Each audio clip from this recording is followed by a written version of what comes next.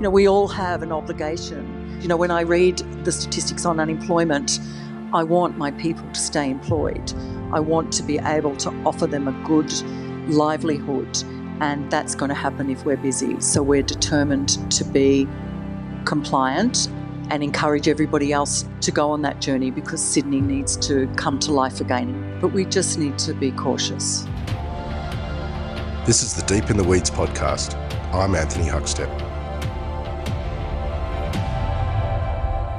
Some establishments have become real destination dining experiences. The sort of places that speak of a city, of a place, of a moment in your life. When you go to Sydney, you have to visit Café Sydney. It's a sentence that many people have shared over the years because it epitomises dining in the harbour city. Jan McKenzie is the Director of Operations of Café Sydney, a restaurant that has been the beating heart of the city for decades.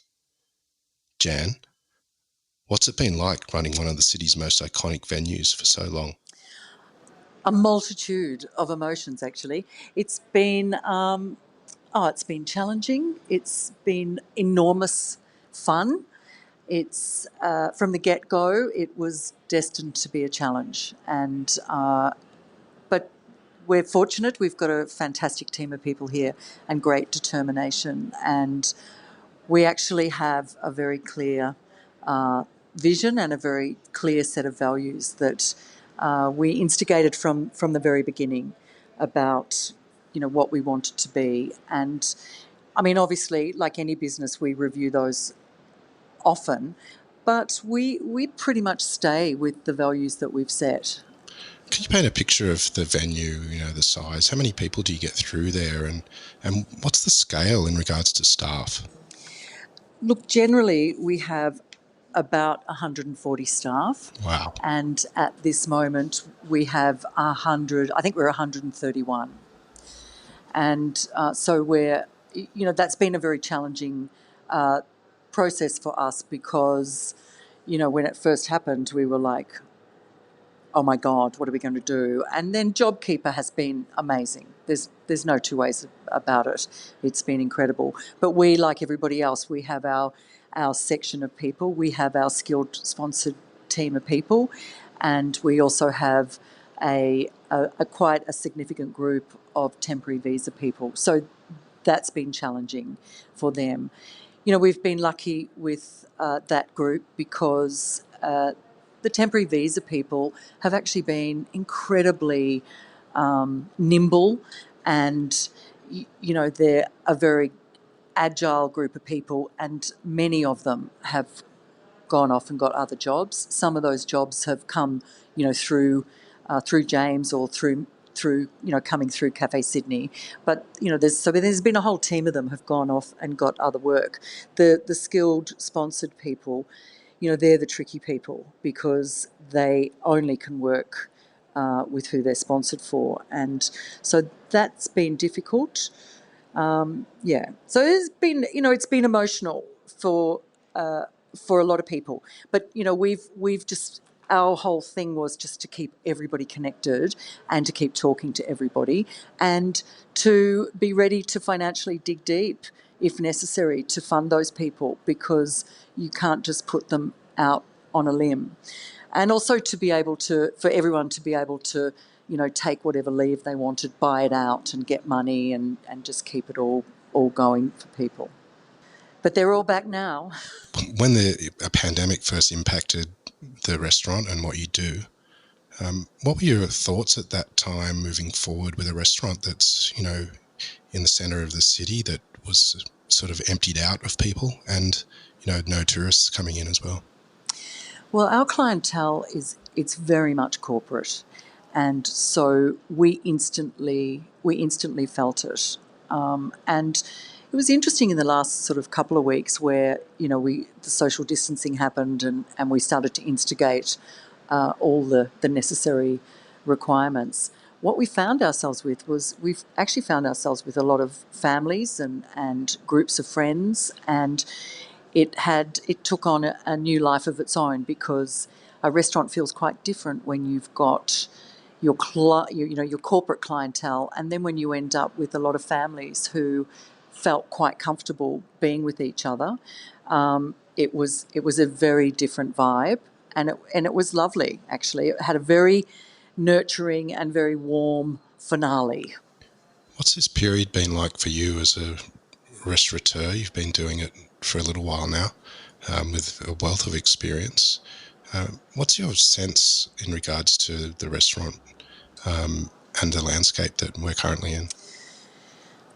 Look, I think there's no amount of restaurant experience that can prepare you for moving through this. I guess, having had a lot of experience and, I've worked in very challenging environments in the history of my working life in hospitality, but nothing really prepared me for this. I was quite shocked in the beginning. I just thought this is not going to happen, and then it was like, okay, it's happening, and we bunkered down really quickly. We knew that there was nothing that we could offer. We don't have a community surrounding us.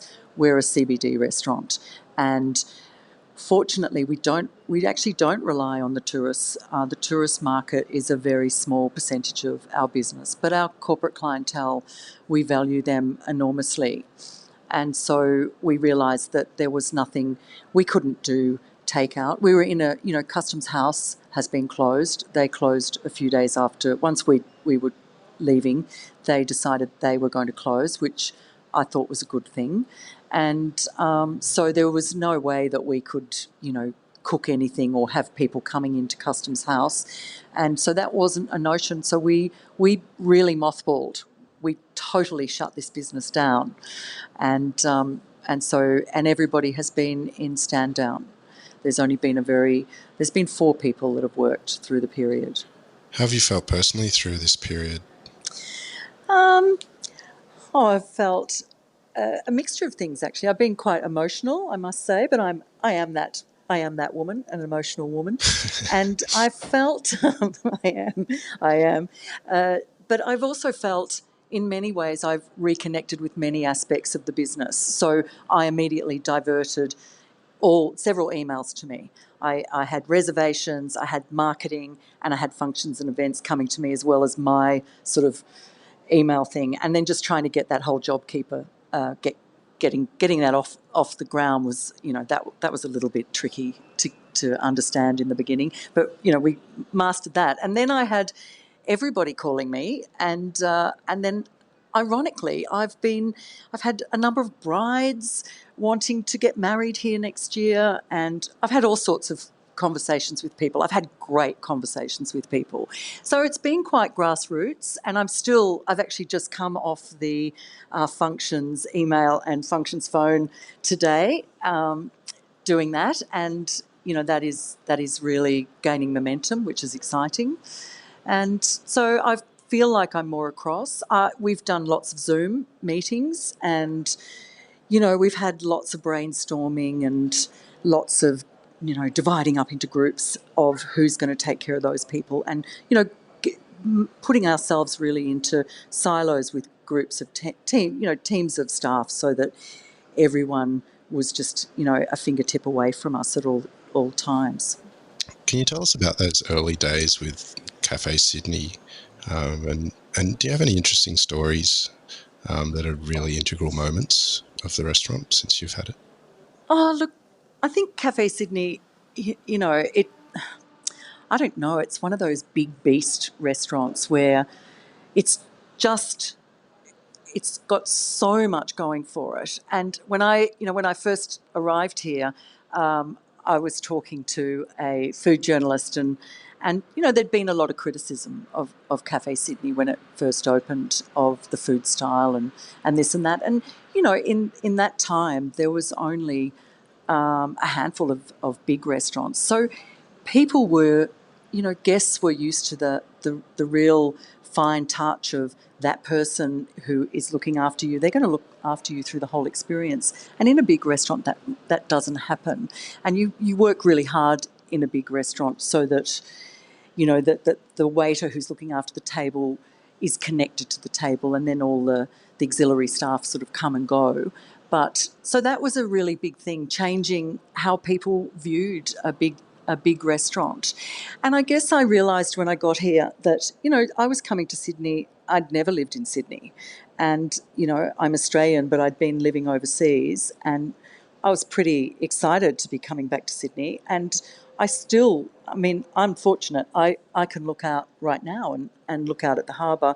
But this city just captured me right from the get-go. It just, it's such a wow city. And I saw it, in a totally different light, and I wanted to be a part of it. So they were really defining things for how we wanted to position Café Sydney, because we wanted it to be a restaurant that everybody could come to, that it wasn't going to be, too fancy pants, that it was essentially, it's a brasserie. And we wanted it to be priced in an offer that everyone could come. And on any given day, you could be here and look around and think, wow, what a mix, what a mix of people. And, we have regulars that have been coming on a certain date for 20 years. And we consider them regulars. We might only see them once a year, but we see them every year, once a year, because this is the place they want to be for, their birthday or whatever celebration it is. So, you build it very slowly. It was a slow build up of this business, but it's evolved into being an incredibly strong. It's a really strong business, and we've got a great clientele. We couldn't ask for a better clientele, because when you capture the corporate clientele, over time they do so many different things with you. They do the lunch for 2 and the lunch for 4 and the dinner for 10, and then you start to see them with their family, and you see their families grow up, and then you still see them in their corporate role, and you see them change companies, etc., etc. So it is interesting. Has food changed a lot in that corporate market in your time at Café Sydney? You've got a pretty handy chef in the kitchen at the moment with James Kidman, who's a wonderful man and a beautiful cook, doing some amazing things there. But has it changed a lot over the years, the expectation? No, look, I don't think the expectation from the guest has changed a lot, but I think our expectation of ourselves has evolved enormously. We always, as a management team, we always sit down and go, okay, what are we aspiring for this year? And we feel quite dedicated to be better at it each year, to really finesse what we're doing, because it's important that we back up this gorgeous location with everything behind it, that it equals it or surpasses it. So, everyone in hospitality wants to exceed guest expectation. We all do. We all want our guests to have the greatest experience.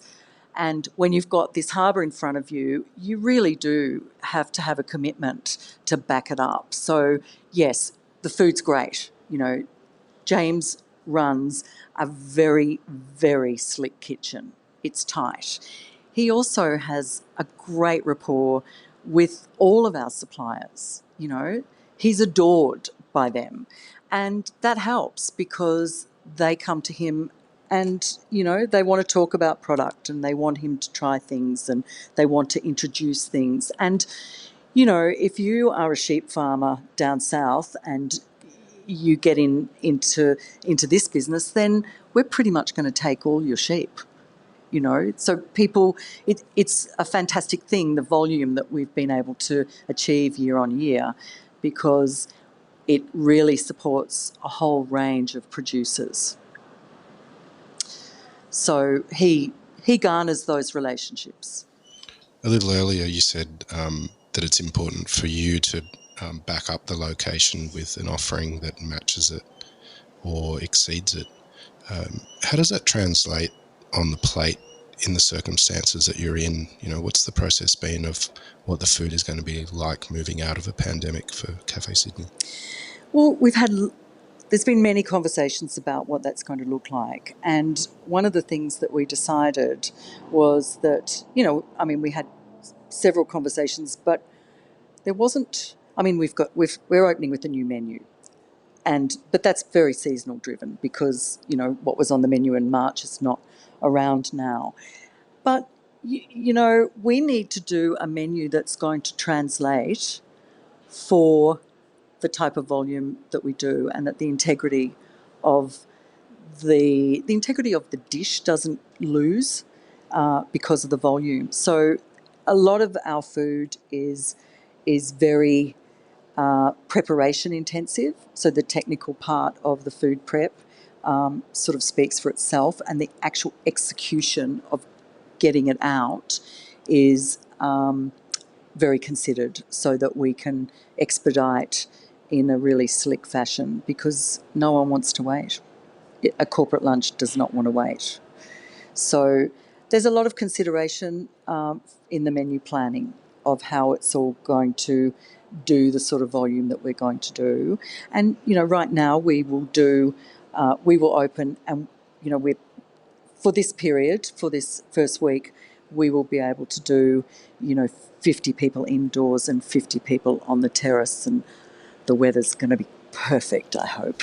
So, and we'll be able we'll be able to roll, and we'll be able to get reasonable volume, and then when we hit the 1st of July, we can up it again. I mean, we're very blessed. We have such space here, and so we can still comply to the 1-to-4 ratio and the 1.5 social distancing. And I mean, the only thing that will affect us is that we can't, people can't have arrival drinks and canopies standing, and there's all those things. But people so far have been very understanding for that. Has the operational aspect of the restaurant altered because of this? And are you using the space differently? Yes, we're using the space differently. We're moving furniture around like there's no tomorrow, and so the terrace is socially distanced, and so is the indoor dining area. We're going to start off being quite cautious. We've got many spaces here, so we are fortunate in that, but we're going to be very considered about how we deal with the lounge, and we'll probably not have, in this first week, we're not going to have people just coming in for drinks. We're feeling we want to just master this next 4 days because it is busy, and also we've got a team of people that haven't worked for 3 months, and we want what we're going to do over the next 4 days to be really fantastic. So we're just trying to be quite considerate about it. But the space will evolve. It certainly will evolve once we get to the 1st of July. And, we've a lot of people are interested in the private dining room, which we refurbished late last year, and which is gorgeous. So there's a lot of people wanting to be in the private dining room, and I understand that. And then we've got our lounge area, and as we evolve over the next week, we will use that more, but we will just be having seated. We're not permitted to do any stand-up drinks or anything like that. And then we've got the bar area, which is another sort of seated area. So we can really spread out. And we can have quite a lot of people in here. We just need to manage the coming and going and how people arrive. And we're actually going to do all our tracking and tracing on the ground floor, and we decided we'd do that on the ground floor. So we'll have someone positioned down there. We're using that app, which has been fantastic. We're using that app for every single person that steps on our premise, whether it's the delivery driver or the carpenter or the whatever. Everyone has been using that, and we just thought we'd do it on the ground floor so that people will arrive and it will be like a normal arrival and a normal experience for them. So, yeah, I'm excited, actually. I'm excited. I think it's going to be good. And certainly people are aching to get out. Like, people are really wanting to get the trainers off and get the outfit on and go out and have a good experience. Well, you are opening this week, and as you said a bit earlier, during the shutdown, you've sort of taken on all the roles, or many of the roles that you normally leave in the hands of other people, but you've relinquished those this week, and you have the majority of your staff back. What's it been like this week, and what have been the challenges in getting the restaurant revved up again? Well, it's been physically challenging in many respects because a big restaurant closed for 3 months it was filthy, actually. So we've had just people here cleaning and cleaning and cleaning. We've had some of our team back in cleaning. There's been a lot of cleaning going on, and then that started last week. And then this week, I've watched the kitchen sort of get going and the deliveries coming in and so forth. But, we had everything switched off. So that all happened last week, where refrigeration came back on and air conditioning came back on and all of it. So, but, down here in CBD land, there's building sites around us, so it's dusty anyway. And having not cleaned for 3 months, we needed to get that. But we're looking good now. We've done a little bit of, the terrace has been resurfaced, and the dining room floors and everything, all upholstery's been deep cleaned, and the French polish has been here. So yes, we're looking good. Yeah. So it's, the team is thrilled. Trying to keep them social distanced is, I feel like I said today, can I get a really smart stick? Just to keep everyone back from each other. Don't touch each other. Look, we want to be, and we all need to be compliant, because, it's quite that's the overwhelming bit is, for many of us, we've been able to travel the world, and how fortunate we've been.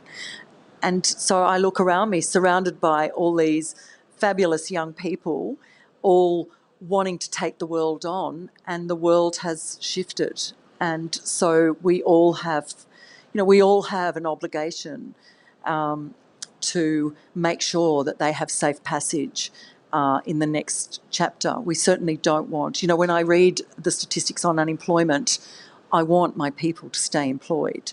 I want to be able to offer them a good livelihood, and that's going to happen if we're busy. So we're determined to be compliant and encourage everybody else to go on that journey, because Sydney needs to come to life again, and you can feel it coming to life, but we just need to be cautious.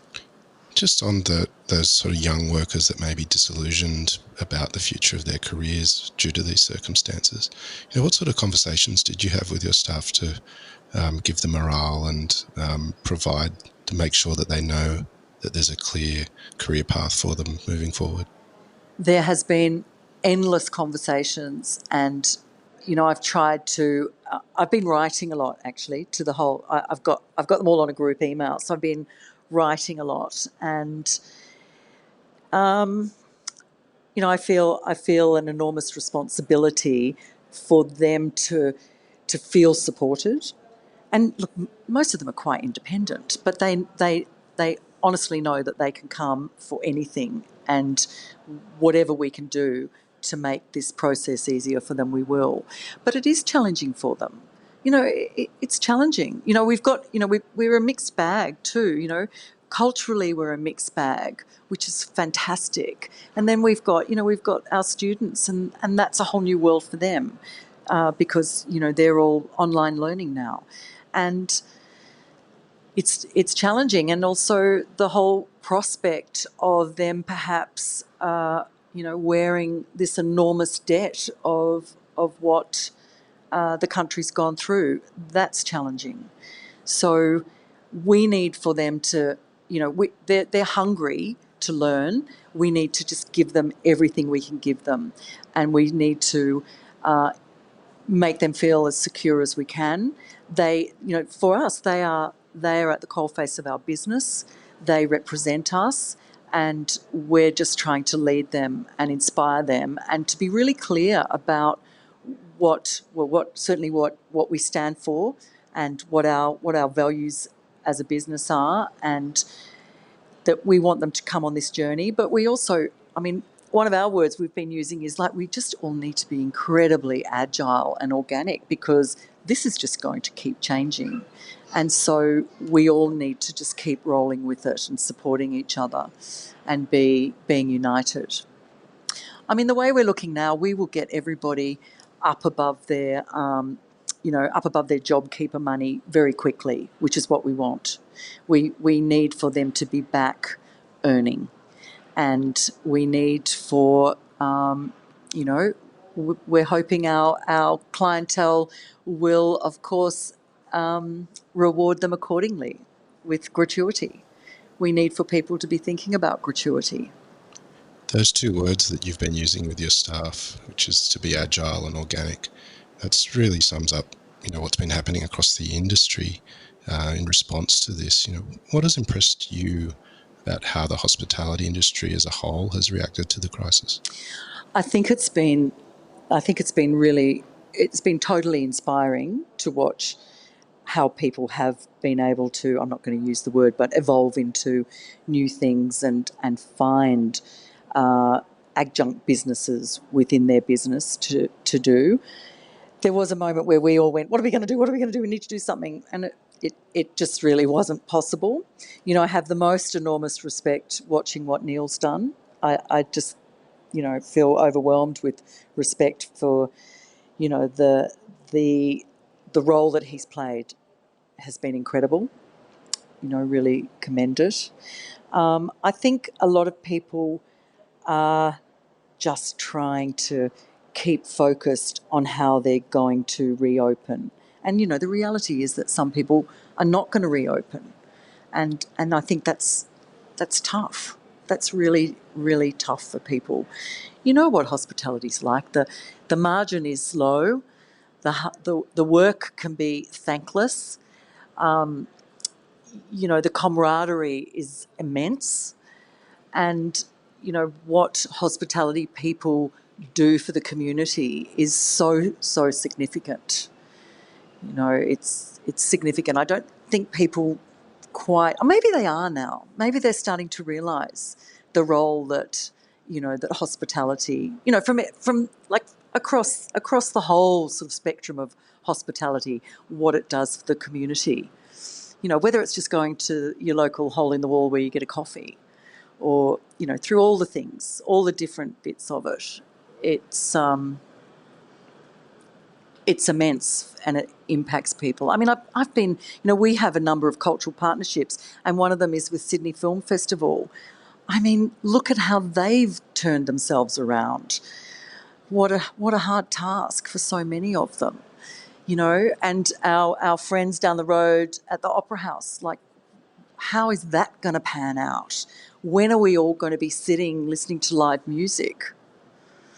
All of these things. So the starting point for people reconnecting is certainly within restaurants. Around the dining room table is where people are going to really come back to life, I think. Well, as you just sort of mentioned, restaurants are so important to our community and the way that we socially interact. What did you miss about restaurants during the time that yours was closed down? Oh, look, I don't know. I missed everything. I missed the whole sense of, the whole, from the moment you decide you're going to go somewhere to eat, that whole process of all of it. Even the process of leaving it and coming home and talking about it the next day and dissecting what you've eaten and talking about the conversation and all of those things. I mean, we all fundamentally just miss it, but we live it. And the powerful role that restaurants play in making people's lives quite different. I mean, that's what I'm looking forward to. I'm looking forward to having a room full of people excited, and I think people genuinely are excited to be going out again. And I think that part of getting a community of people together and reinvigorating them and, feeding them great food and pouring great wine, which Simon Kirkovic has tweaked our wine list over this period. People love to be in that environment, a restaurant environment. So in, the rebirth of the restaurant and reinvigorating guests as they come into the Café Sydney experience, what does the future for the Café Sydney look like? Well, Café Sydney, I think we will just keep rolling. We're committed here for at least another 10 years. And we are, we always laugh about this, but we've never wanted to be in vogue. We've never aspired to be that restaurant. There's many things we want to be, but we don't want to be in vogue. And I think that we will just continue and keep fine-tuning and keep evolving and being, we're not ever going to really reinvent ourselves, but we're going to stay consistent and, not stray from those values. We want to be authentic for what we do. We want to give people great experiences. So, I don't think there's going to be any, there's no massive big shake-up happening. There's just continue on and, do what we do well. Well, you're literally moments away, really, from opening the doors again and getting ready for that. How's it going to feel when the guests walk through the door for the first time? Well, we're fighting about who's going to be down the bottom. Who's going to do the tracking and tracing? I want to, because that's the first port of call. And I guess that I don't know. We're all very excited. We're all very excited. So yep, you can feel the energy brewing, and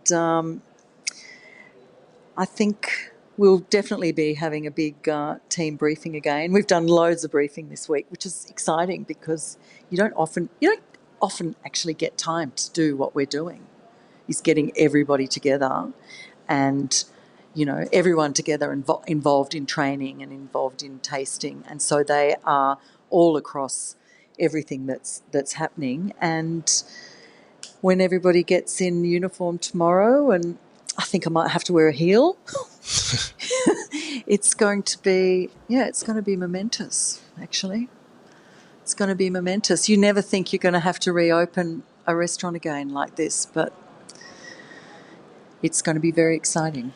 Well, the restaurant's in many ways been the heartbeat of the city, and to hear that it's opening its doors again is pretty exciting for the industry as a whole.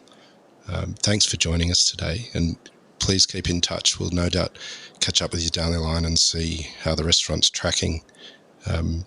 But lovely to chat today, and thanks for being on.